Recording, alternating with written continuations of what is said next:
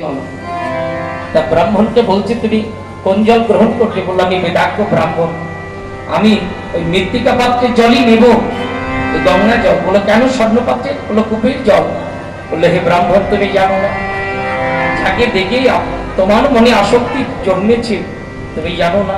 কত রাজা মহারাজা মনোরঞ্জন করিতে করিতে, কত রাজা মহারাজার মনোরঞ্জন করতে করতে এ দেহটা আমার ঠিক ওই রকম কূপের ন্যায় হয়ে গেছে, কূপের ন্যায় হয়ে গেছে। তখনই ব্রাহ্মণ বলছে থাক, আমি বুঝতে পেরেছি। তার জ্ঞান চক্ষু খুলে গেল। সতীকে বললো সতী এখানে আমি আর থাকতে চাই না, তুমি নিয়ে চলো।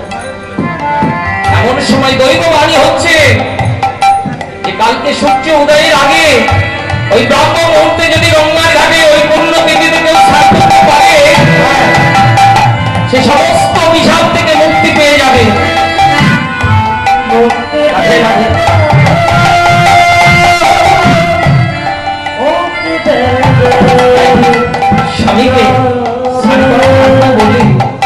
স্বামীকে স্নান করাতে আনবো বলে রাত্রিবেলায় যখন চলে আসছে মান্ডব্য মুনি ইষ্ট লাভের জন্য ভজন করছিলেন, আর স্বামীকে নিয়ে আসছে তো ধামাই করে চরণ দোকানি দোদুল্যমান তুলছে। এমন সময় সেই চরণ মান্ডব্য মুনি রাত্রিবেলায় অন্ধকারে তার গায়ে ঠেকে যায়। গায়ে ঠেকে যেতে বললো কে আমার তপস্যা ভেঙে দিলি, আমি অভিশাপ দিচ্ছি